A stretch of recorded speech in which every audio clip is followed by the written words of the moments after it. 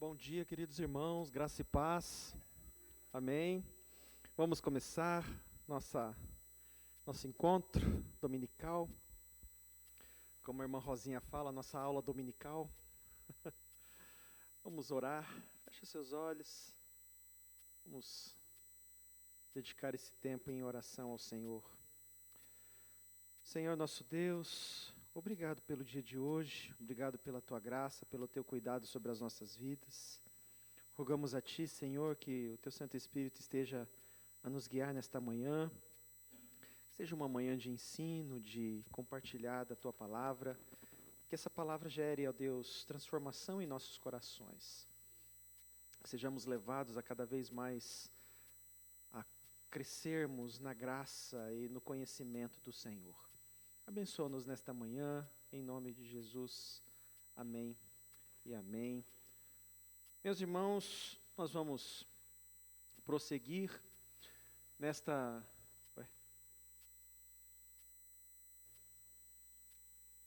Agora não está indo? Passei para nós, Mateus, por favor.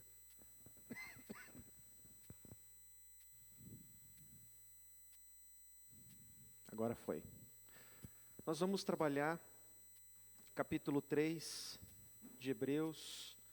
Nós vamos, a partir do verso 7, se o Senhor nos ajudar e tudo der certo, a gente finaliza o capítulo 3 hoje de Hebreus.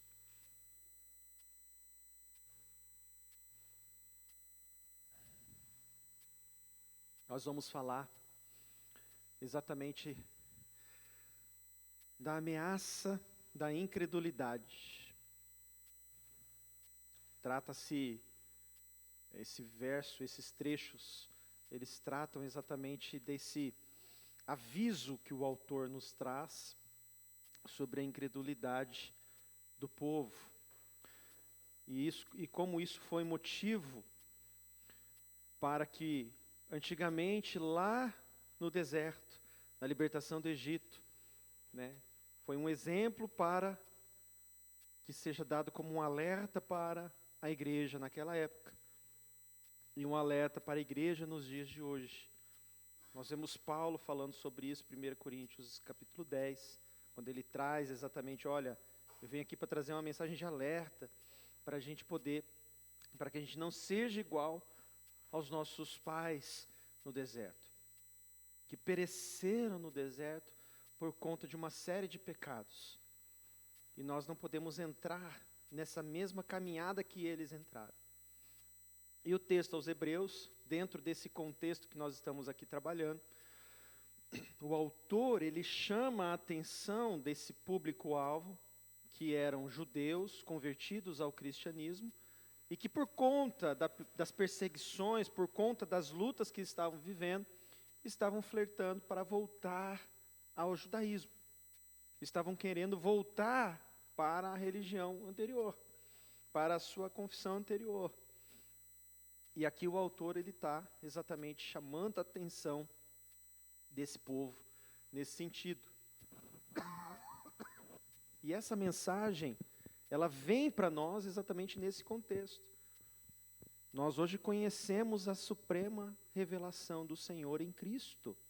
Não faz sentido voltar para o que era antes uma promessa, se hoje a gente tem a revelação dessa promessa em Cristo Jesus. E nós vamos abordar um pouquinho nesse contexto aqui. Então nós vemos aqui que Moisés, quando nós conversamos no início do capítulo 3 de Hebreus, o autor ele faz menção à superioridade de Cristo frente à obra de Moisés, exatamente para falar para esse povo, olha, vocês estão querendo voltar para Moisés, mas nós estamos falando de alguém que é maior que Moisés, que é Jesus. Não faz sentido voltar para... E aí nós vimos exatamente até então que Moisés foi fiel à missão que o Senhor lhe concedeu. E por que que Israel não entrou na terra, aquela primeira geração que saiu do Egito e que ficou 40 anos caminhando no deserto, sendo que o trajeto do Egito para a terra prometida era de meses. Eles estariam, ainda que andando, chegariam lá. Mas eles ficaram 40 anos. E essa geração não chegou. Foi a próxima geração que entrou, né? E a gente vai entender um pouco nesse texto aqui, do porquê disso. Nós vemos esse episódio, né, em Números, capítulos 13 e 14, quando a gente vê a nação de Israel próxima de entrar à terra prometida. O Senhor então levanta espias para que sejam levados até a terra e que possam olhar, espiar a terra, ver como ela é, para que a nação pudesse entrar. Nós observamos que esses espias vão e voltam, e esses espias começam a dizer: olha, são gigantes, são muitos, a gente não pode contra eles, nós somos como gafanhotos na presença desses caras. E aí tem 2 espias aqui que já começam a se comportar de uma forma diferente. Quem são eles? Josué e Calebe. Eles começam a se posicionar. Pessoal, não, peraí, vocês estão loucos? Nós estamos em nome do Senhor.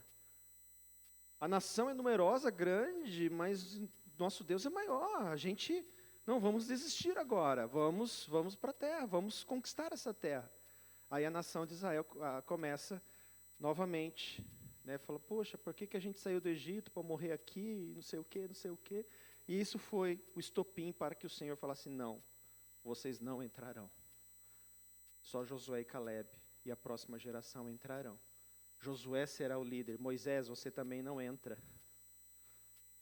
Não por causa da infidelidade de Moisés. Moisés foi fiel. Mas Moisés, você vai ver, mas você não vai entrar. Por causa da incredulidade do povo. Eles não entraram. Porque em todo o tempo que eles eram chamados a confiar no Senhor, eles davam um passo para trás.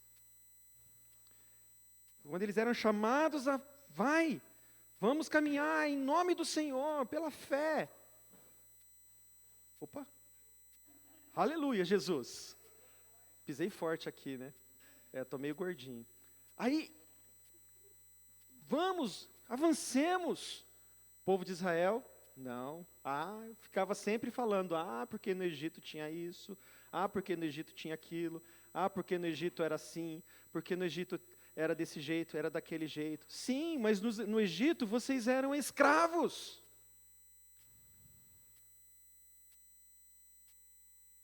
Vocês foram livres, libertos pelo Senhor. Vocês vão para uma terra onde mana leite e mel, a terra que foi prometida por juramento a Abraão. Mas esse povo, por causa da incredulidade, ficou no meio do caminho.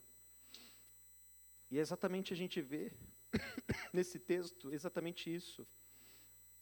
E é interessante que o autor ele coloca aqui, assim como diz o Espírito Santo, ele traz o Salmo 95 aqui. Esse texto, o verso 8 e o 9, é o Salmo 95. Hoje, se ouvirdes a minha voz, não endureçais o vosso coração, como o pessoal no deserto. O Salmo 95 fala exatamente isso.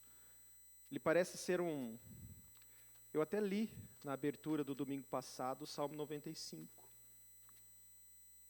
Quem prestou atenção, mas nós lemos até o verso 6. E aí a gente vai vendo, ele é nosso Deus, nosso povo do seu pasto, ovelhas de sua mão. E aí, no final do verso 7 do Salmo 95, ele fala: hoje, se ouvirdes a sua voz, Não endureçais o coração como em Meribai no dia de Massá no deserto, quando vossos pais me tentaram pondo-me à prova, não obstante terem visto as minhas obras. Durante 40 anos estive desgostado com essa geração e disse: é povo de coração transviado, não conhece os meus caminhos. Por isso jurei na minha ira: não entrarão no meu descanso. O salmista já trouxe aqui a ideia. E o autor de Hebreus resgata exatamente esse salmo, fazendo menção a isso. Olha, o Senhor está dizendo. Se o Senhor está dizendo, não endureçam o coração. E nós vamos falar um pouco sobre isso, sobre um coração de carne versus um coração de pedra. Né? A obra do Senhor, o Espírito Santo nos coloca novamente um coração de carne, um coração que leva a algo mais. Né? Porque, meus irmãos, o oposto do amor cristão não é o ódio. O oposto do amor cristão é a indiferença. É o coração petrificado. É aquele coração que não se compunge mais, que não se importa mais, que olha as agruras ao redor e não se importa. Isso é a falta de amor. O ódio, às vezes, é a própria manifestação do amor. Para, não sei o quê, você se preocupa de alguma forma. Mas a indiferença é a total. Olha, o mundo está aqui, está caindo, eu não estou vendo. Meu irmão está sofrendo, eu não estou notando. Eu estou pecando e eu não estou mais caindo em si. Eu estou seguindo a minha vida e simplesmente essa dor que me leva a me arrepender, a buscar a presença de Deus, já não vem mais com a mesma frequência. Isso é indiferença, gerada por um coração incrédulo, por um coração que vai cada vez mais duvidando da capacidade do agir de Deus, que não vai mais confiando nos propósitos do Senhor, que não vai confiando mais nas promessas do Senhor, e vai começando a desacelerar. Não é uma coisa que acontece do dia para a noite. A gente tem falado aqui, esse esfriamento, ele não acontece em um instante.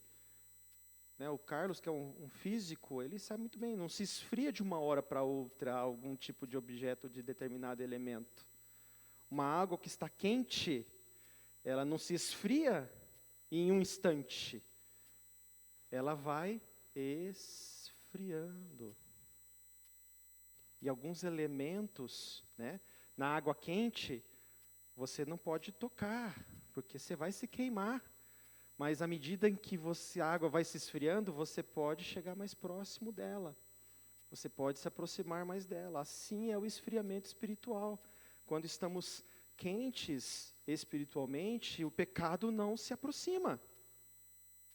Mas à medida em que esfria, começa a se aproximar mais, começa a flertar mais com as coisas que não são do Senhor. E é esse alerta que o autor tem trazido aqui nessa epístola em todos os momentos. Gente, nós estamos diante da revelação suprema do nosso Deus. Não é hora de voltar para trás. Não é hora de olhar para o passado. É hora de olhar para frente, de seguir em frente. É hora de olhar, e ele vai falar isso nos próximos versos, nos próximos capítulos, né? Acho que é no capítulo 12, é deixando para trás as coisas que ficaram, tirando todo o embaraço, olhando firmemente para o alvo, para o autor da nossa fé, autor e consumador da nossa fé, Jesus Cristo. Não tem como ficar distante disso.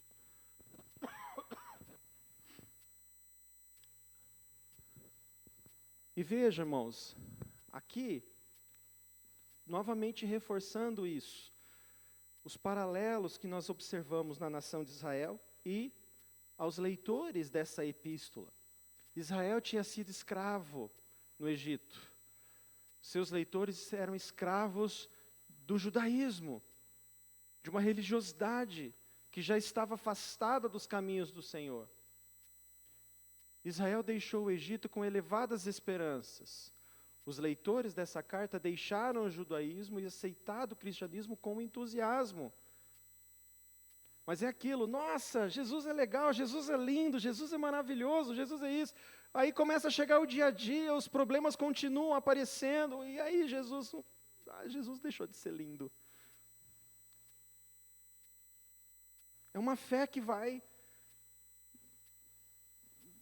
a gente vai vendo que há muitas semelhanças aqui. Israel vacilou em sua fé durante a jornada. Os leitores aqui estavam vacilando por conta das perseguições. Israel procurou voltar, ali está errado, tá? Volar não, é voltar ao Egito. E os leitores querendo voltar ao judaísmo. Diante da suprema revelação em Cristo Jesus, eu vou voltar agora de novo para a sombra. Nós temos falado aqui que o judaísmo, que Israel era uma preparação para a suprema revelação em Cristo Jesus. O Antigo Testamento, ele prefigurava o sacrifício de Jesus no Novo Testamento. O plano de redenção do Senhor no Novo Testamento. A revelação se descortinou diante de nós. Aí o povo queria voltar. Não, eu vou voltar para o judaísmo, porque pelo menos eu fico aqui quietinho. Mas não esperávamos por isso. E agora a gente quer voltar? Aquela geração pereceu no deserto por conta da incredulidade. Os leitores aqui desse público-alvo da nossa carta, eles também iriam perecer por conta da incredulidade. Falou, olha, se vocês continuarem assim, vocês também não vão ser iguais ao povo do deserto.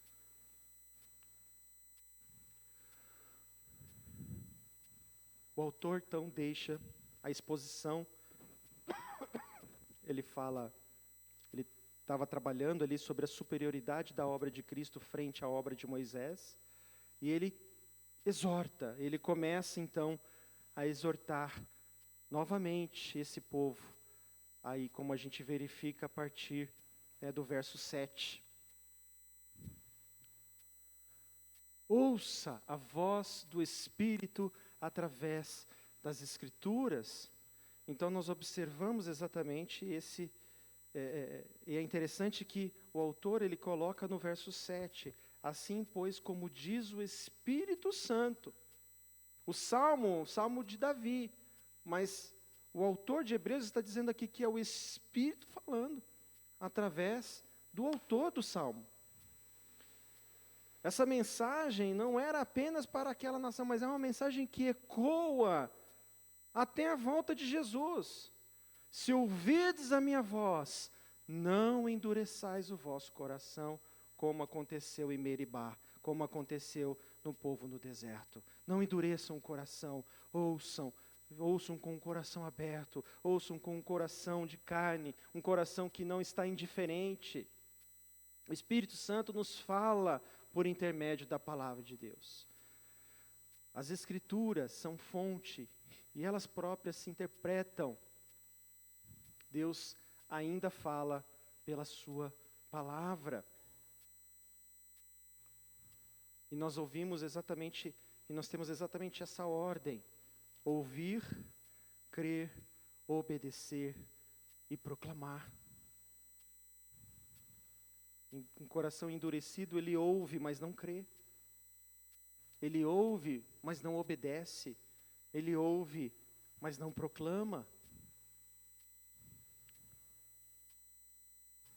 Um coração endurecido, ele não tem essa ordem de verbos. E vejam, que aqui não é o ouvir ou crer, ouvir ou obedecer, ouvir ou proclamar. É um e outro. Todos ouvirão, mas somente aqueles que creem no Senhor vão obedecer a sua palavra e proclamar o seu evangelho. É a diferença. Todos ouvirão, mas nem todos crerão, nem todos obedecerão, nem todos proclamarão. Aquele que ouve a voz do Senhor é aquele que crê, que obedece e que proclama. Faz parte da nossa vida de testemunho. Exatamente essa verdade.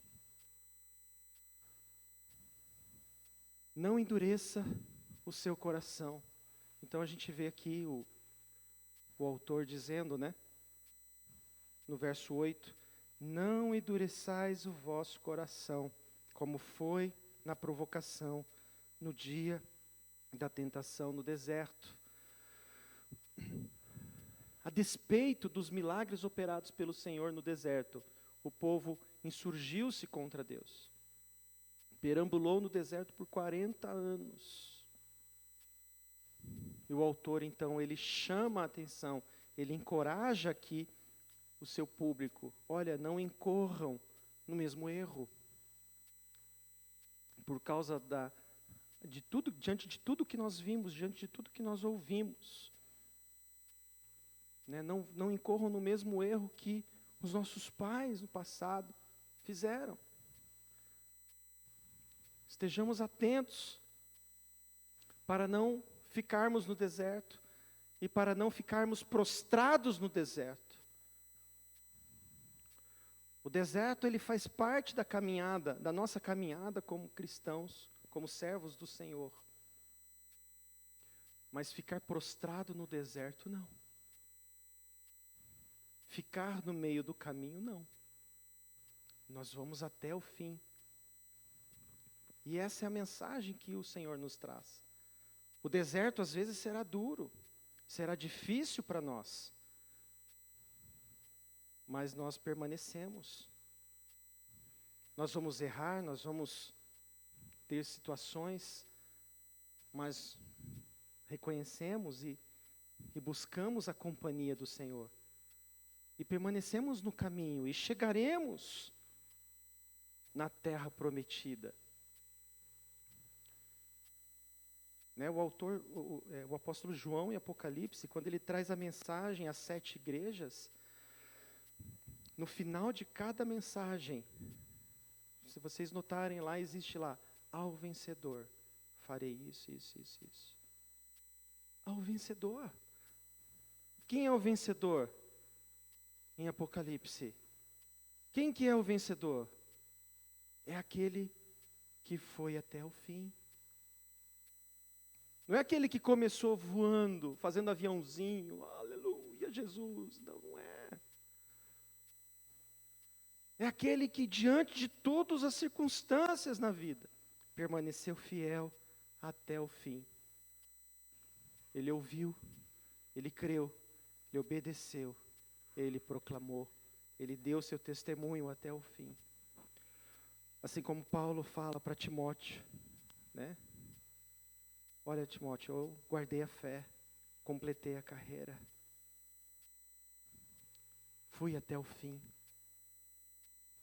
não parei, permaneci fiel ao Senhor até o fim.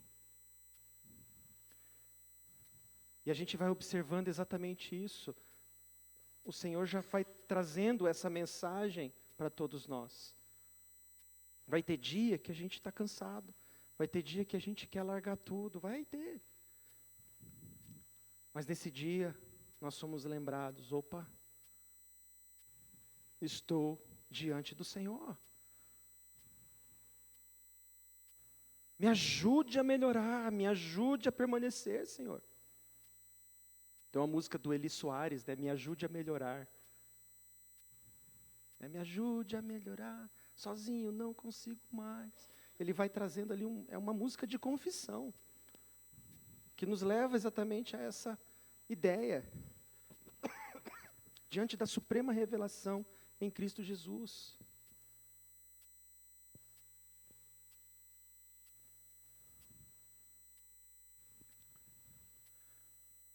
Olha que interessante que o Stuart ali no final, Stuart Olyott.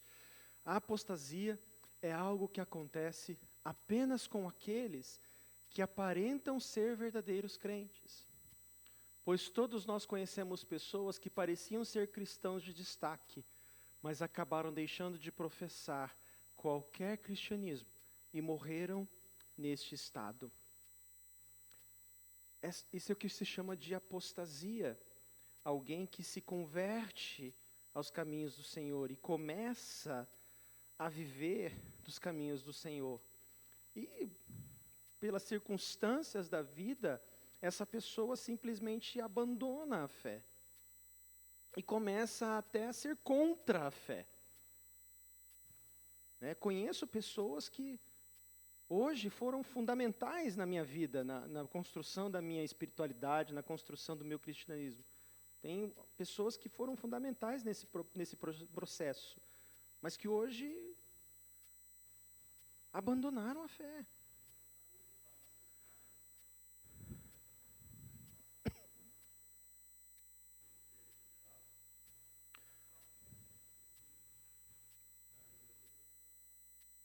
É apostasia.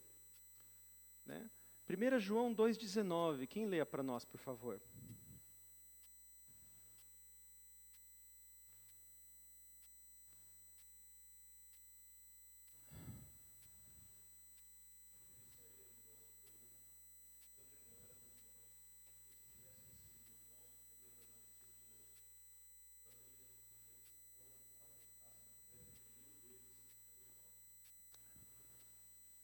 Quem é dos nossos, permanece.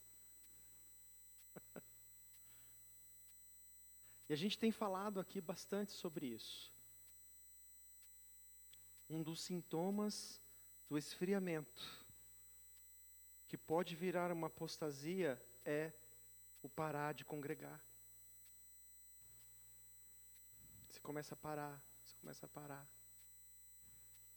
Quando vê, já não participa de mais nada.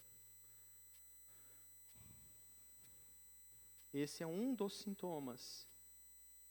O outro sintoma que a gente já comentou também é a prática da oração. Você começa a orar, tal, e a oração começa a...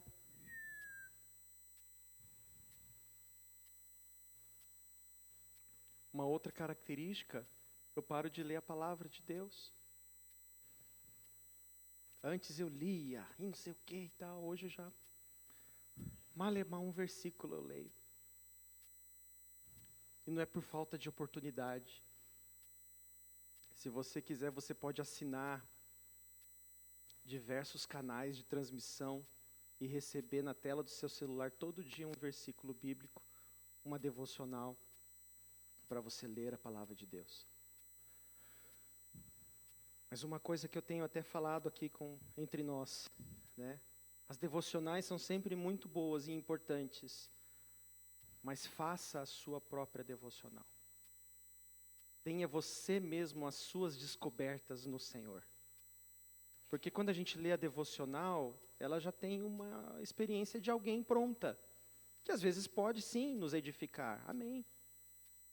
Não é para não ler, não, pelo amor de Deus. Mas cuidado, porque às vezes a gente fica lendo só devocional pronta. E vamos perdendo a capacidade de discernir o Espírito Santo, a mensagem que o Espírito Santo quer trazer ao meu coração naquele momento. E é disso que eu estou falando. O pastor, eu leio 3 devocionais por dia. Tá, mas o que essas devocionais falam ao seu coração de mudança de vida?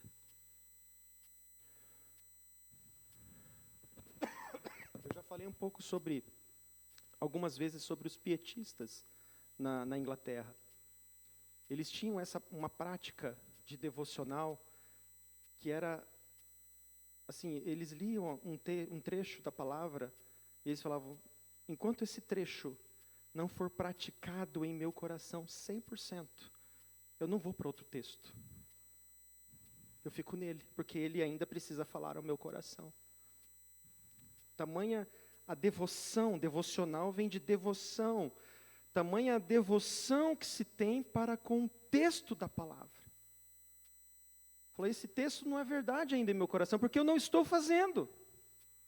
Eu não estou crendo, não estou obedecendo, não estou proclamando.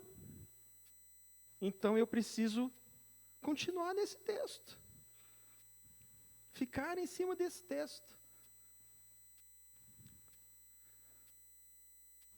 É disso que a gente está falando.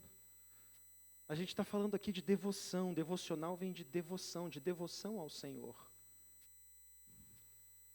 E quando existe algo importante nas nossas vidas, a gente dá um tempo para elas. A gente dá um jeito delas fazerem ser reais.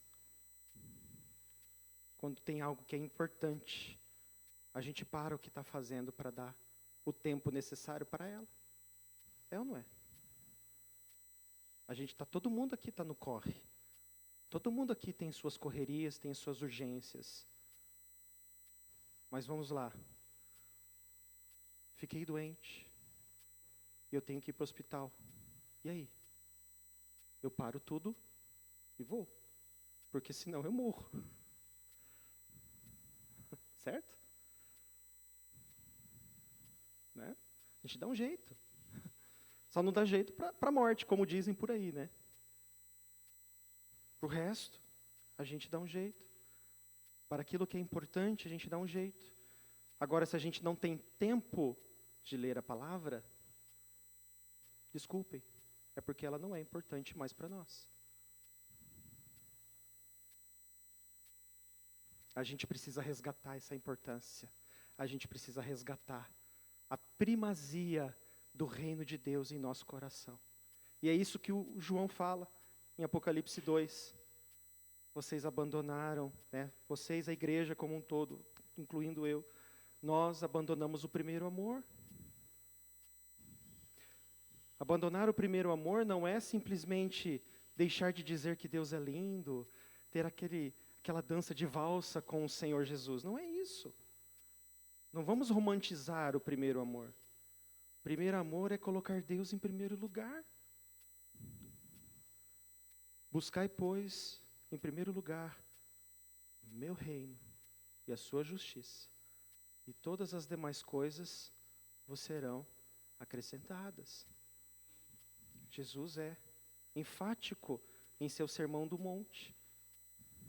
A primazia é o reino de Deus. E é isso que o autor aqui está trazendo novamente à tona para esse povo e para nós como igreja. O que Deus é para nós? Ele é primeiro lugar ou ele é apenas um compromisso dentro da nossa agenda, tão concorrida e tão complicada? A gente precisa refletir nisso. A gente precisa aprofundar a reflexão nesse assunto. O pecado é uma ofensa contra Deus. Trouxe até um coração de pedra ali no finalzinho, né? Para fazer essa alusão.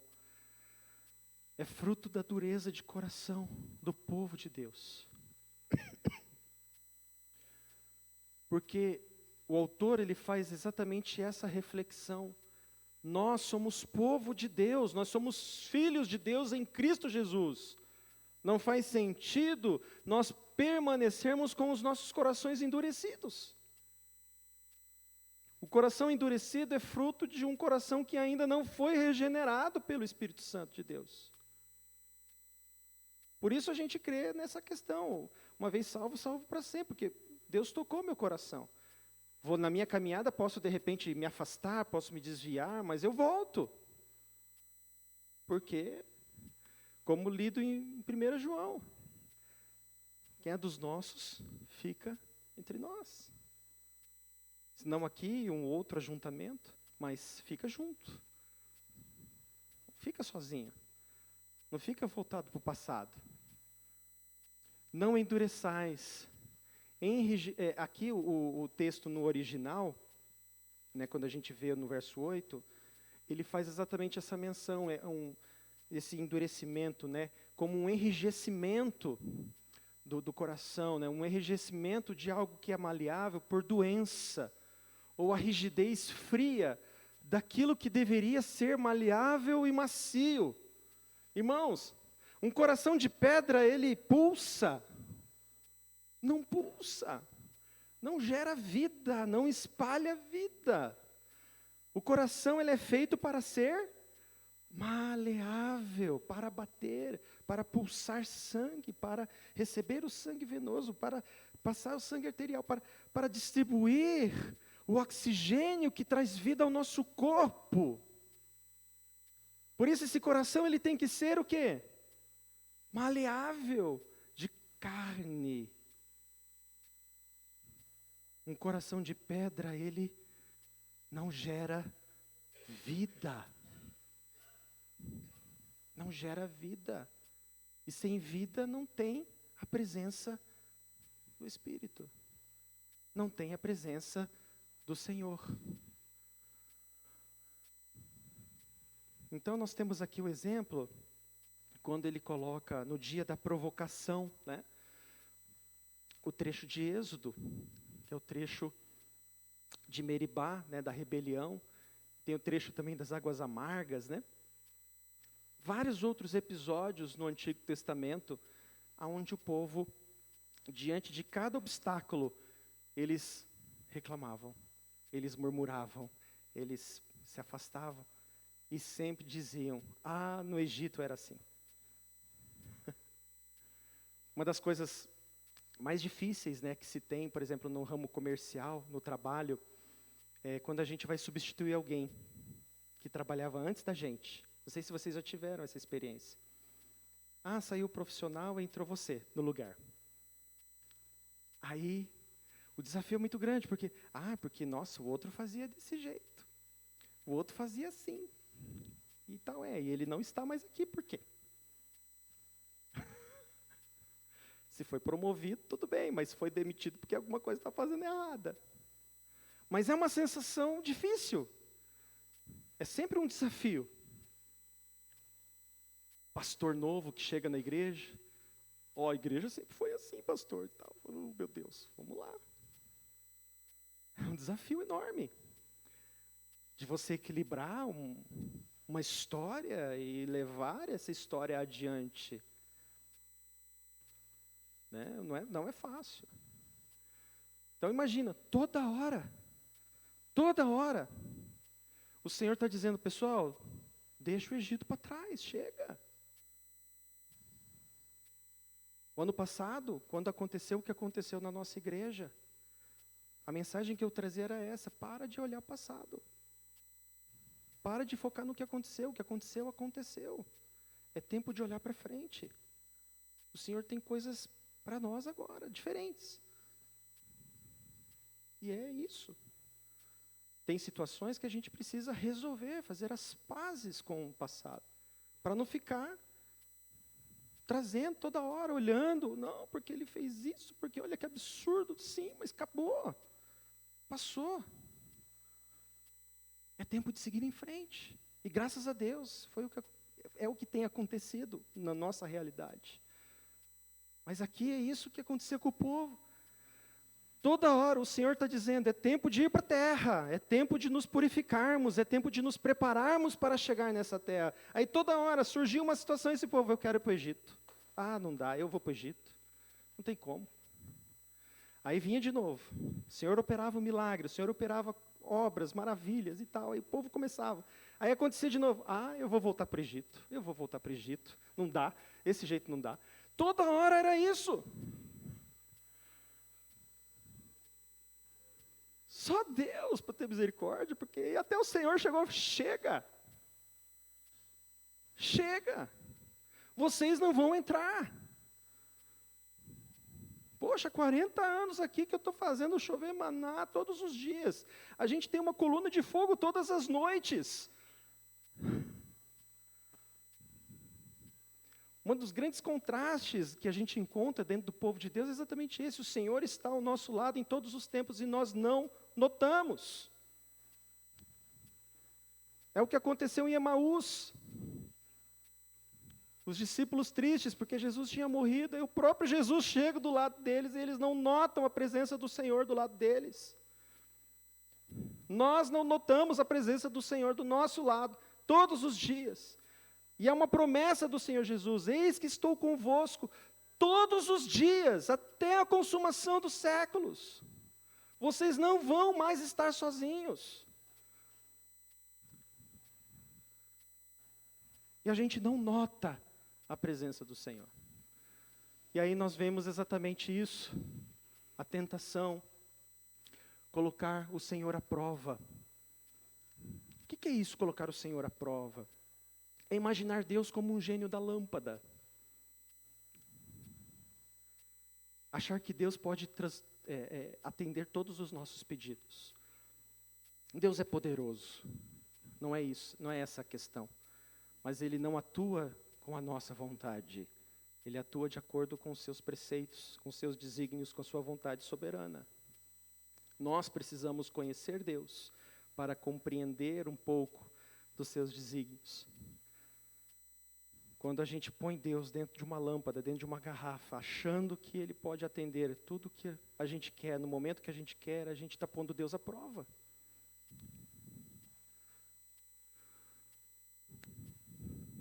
Então nós vamos vendo exatamente situações como essa que aconteceram.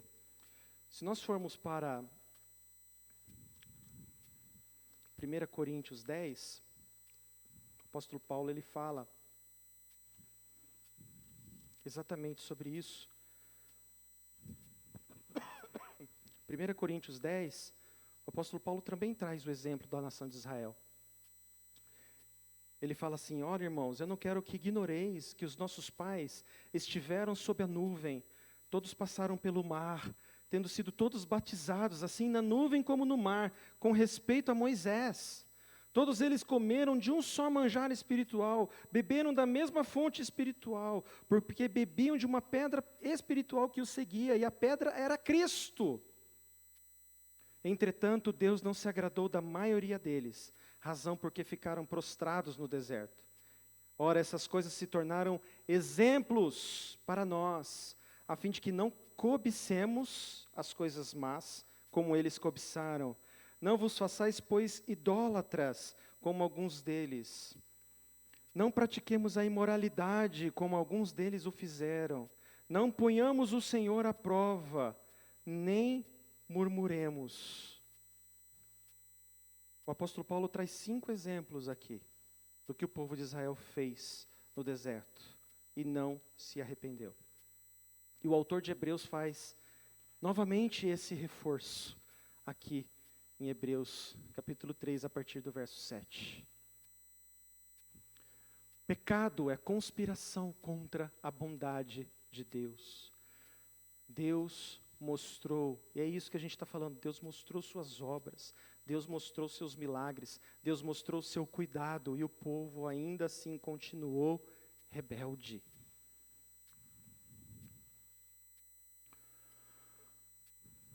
Pecado, um ato de insurreição contra Deus.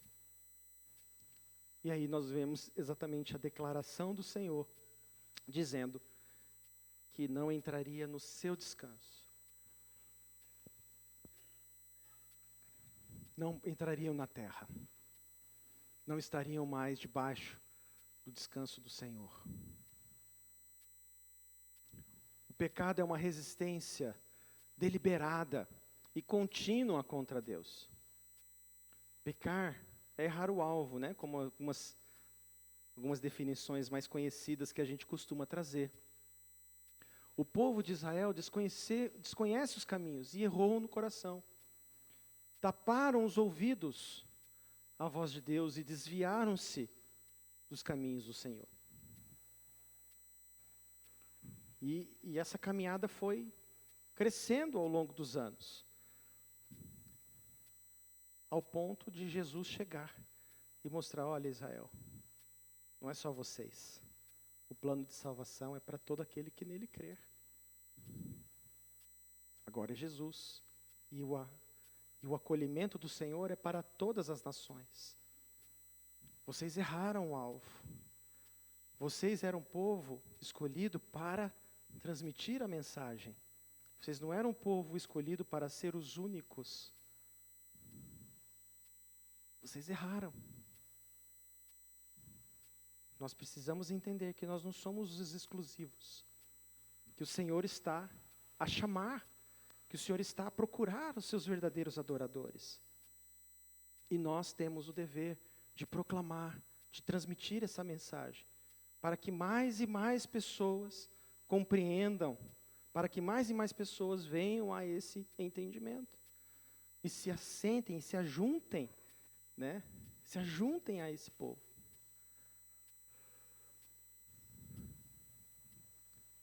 Não se renda à incredulidade. Então o autor ele coloca aqui, no verso 12, tende cuidado, irmãos.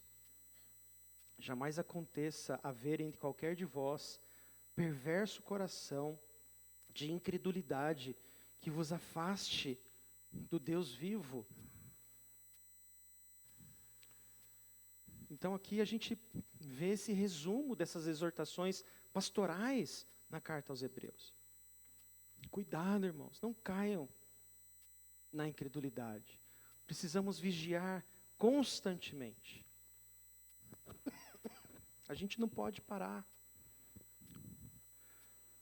Né? Paulo às vezes compara a nossa trajetória cristã com uma corrida de maratona. Né? Continuemos a percorrer essa maratona. Mas quem já viu aqui vários vídeos, às vezes que passam na internet, daquele cara que está chegando na linha de chegada e começa a comemorar. Aí, de repente, passa outro e ganha. Não é? Meu irmão, a linha de chegada não aconteceu ainda. Continua. Você está chegando lá, você está chegando no finalzinho. Não para agora. A linha é próxima, está próxima ali. Não para de caminhar. Não para a sua maratona, não para a sua jornada agora. Precisamos vigiar constantemente.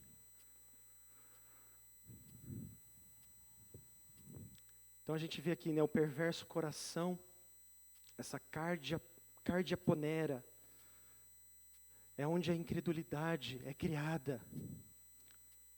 E como a gente vai constatando, essa incredulidade ela vai começando em nosso interior. E começa depois a se vislumbrar nos sintomas que a gente tem aqui dito. Eu começo a desacelerar. Eu começo a parar de estar junto da igreja, dos irmãos, da minha comunidade de fé. Eu começo a não orar mais com a mesma intensidade. Eu começo a não ler mais a palavra com a mesma devoção. E eu começo a desacelerar na minha corrida, na minha maratona.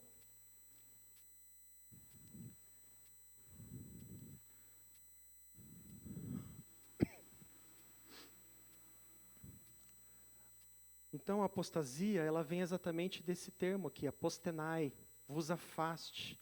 É o desvio da verdade, é o afastamento de Deus, é afastar-se a despeito do seu livramento, a despeito da sua providência, a despeito das suas obras. Eu conheço, eu vi, eu experimentei, mas isso não é suficiente, eu me afasto. E alguns autores colocam exatamente isso, uma conspiração contra o amor divino. A gente já falou algumas vezes aqui também do filme do Homem-Aranha, quando o tio Ben fala para o Peter Parker, grandes poderes, grandes responsabilidades. Quem assistiu Homem-Aranha sabe muito bem, essa frase ela é dita. Até o último filme do Homem-Aranha, eles trouxeram essa frase novamente, resgataram essa frase novamente. Só que ela é inspirada no que a gente pode ver aqui. Nós estamos diante da suprema revelação do Senhor. Não dá mais para ignorar isso. Não há mais como ignorar isso. estamos agora conscientes disso. Não dá para mais apelar para a ignorância. Não dá mais para trazer a justificativa de que não sabemos mais. Agora, a verdade se abriu diante de nós. A responsabilidade é maior.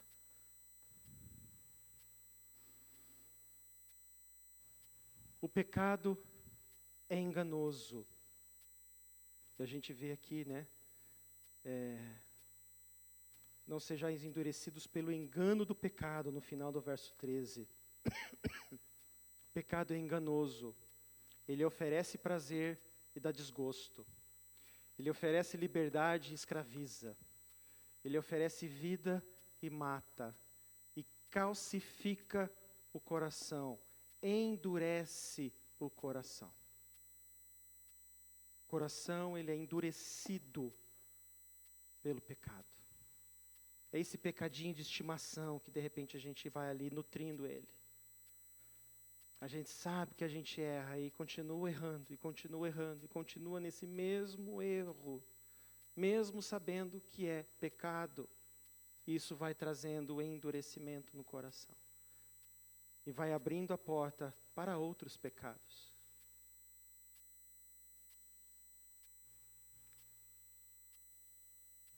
Antídoto contra a incredulidade. Primeiro deles, a exortação mútua. Irmãos que se amam e velam uns pelos outros. Não podemos enfrentar o pecado sozinhos. O apóstolo Paulo fala em Gálatas: suportai-vos uns aos outros, e assim cumprireis a lei de Cristo.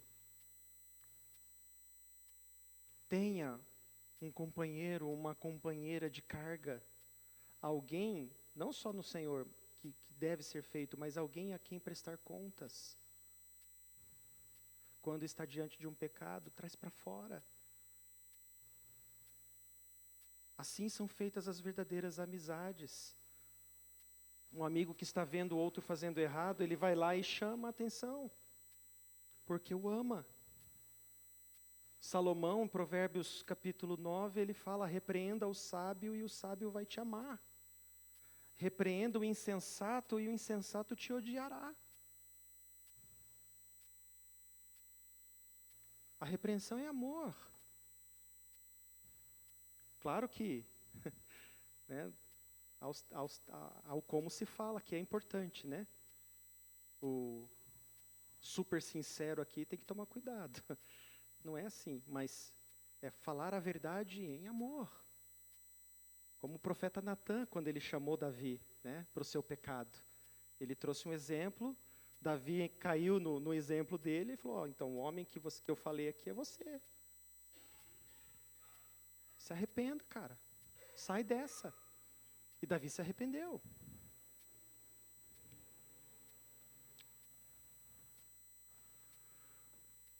Outro antídoto, nossa união com Cristo.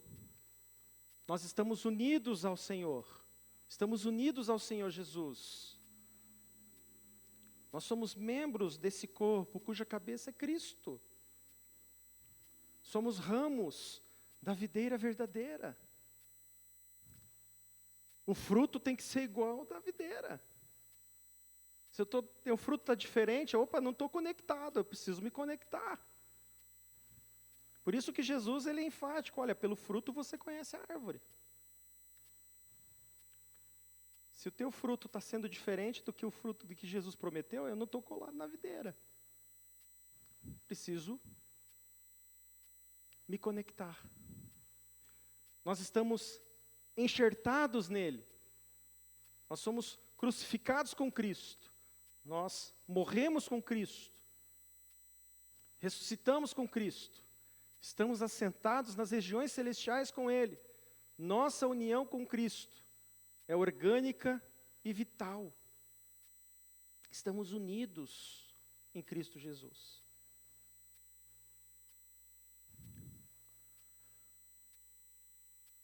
Terceiro antídoto, perseverança na fé. Guardar a fé. até o fim. Os salvos são aqueles que perseveram até o fim. E nós vemos exatamente aqui vários versos dizendo sobre isso. Hebreus 3:6. Guardamos firme até o fim a ousadia e exultação da esperança. Hebreus 3:14.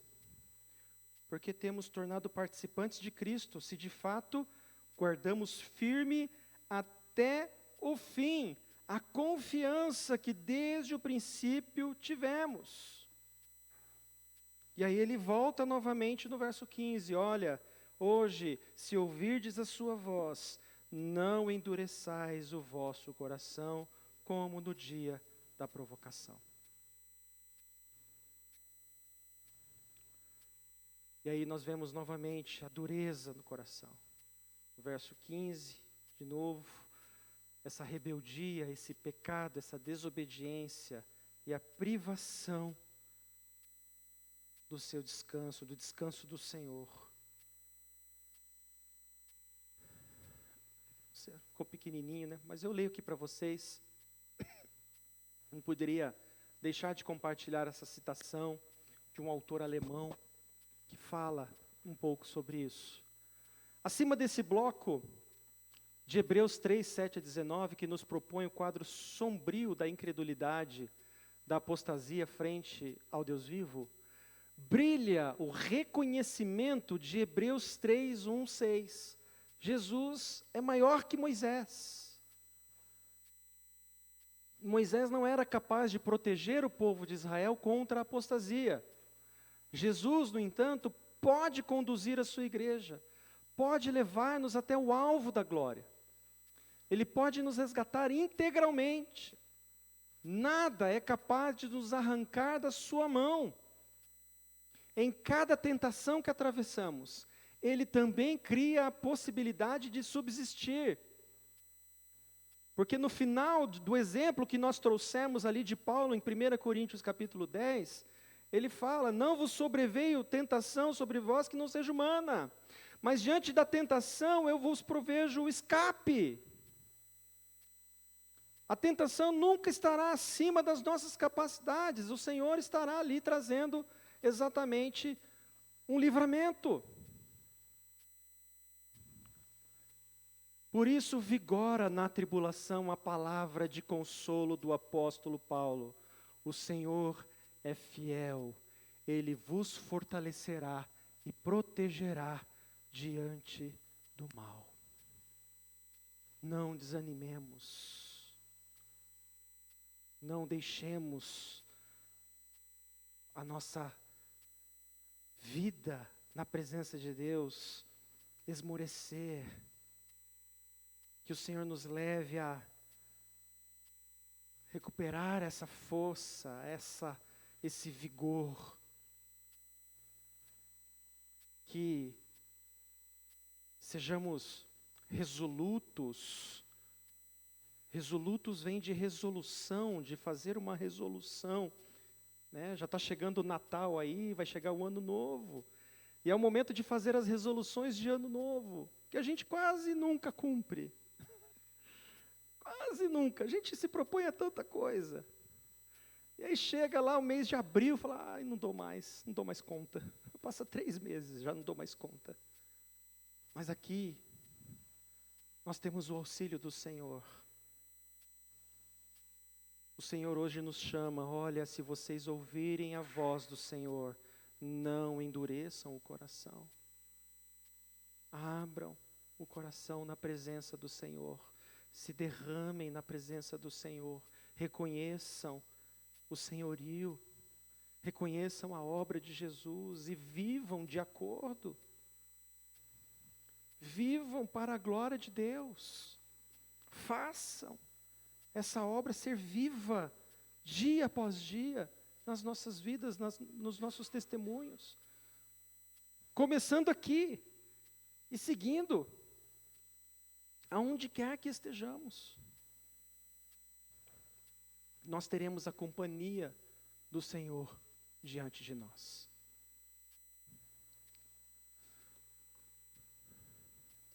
Meus irmãos, alguém tem alguma colocação, alguma dúvida?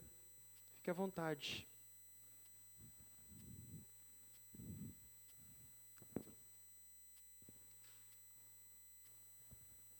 Não? Amém. Fiquemos com essa mensagem em nosso coração, em nome de Jesus. Feche seus olhos, vamos orar.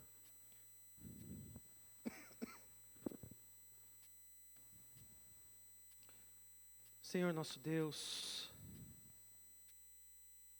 cremos que hoje pudemos ouvir a Sua voz, Pai. Não sei como chegamos aqui nesta manhã. De repente chegamos desanimados, tristes, frustrados.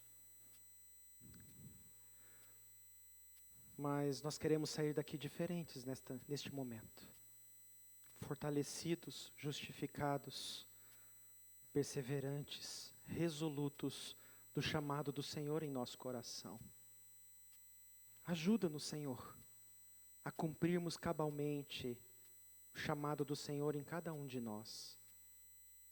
Que nós possamos ouvir, ó Deus amado, a Sua palavra, e ao ouvir a Sua palavra sejamos levados a crer, a obedecer e a proclamar. Senhor, se em nosso testemunho, se em nossa caminhada cristã, nós estamos começando a desacelerar em nossa maratona, em nossa jornada, Senhor, que sejamos levados novamente a voltar às primeiras obras, a nos arrependermos dos nossos pecados, como diz o Senhor para a igreja em Éfeso, em Apocalipse 2, que nós possamos voltar ao primeiro amor, nos arrependendo, confessando os nossos pecados e voltando à prática das primeiras obras, que é orar mais, viver em comunhão, santificar-se, sermos sábios, sermos perseverantes, sermos proclamadores da Tua palavra. Ajuda-nos, Senhor, nessa obra, em nome de Jesus. Guia-nos, ó Deus, neste dia. Abençoa-nos, guarda-nos, proteja-nos. Abençoa a Tua igreja, fortaleça a Tua igreja, dia após dia. Esta é a nossa oração, Senhor, em nome de Jesus. Amém e amém. Amém, meus irmãos. Deus abençoe, em nome de Jesus.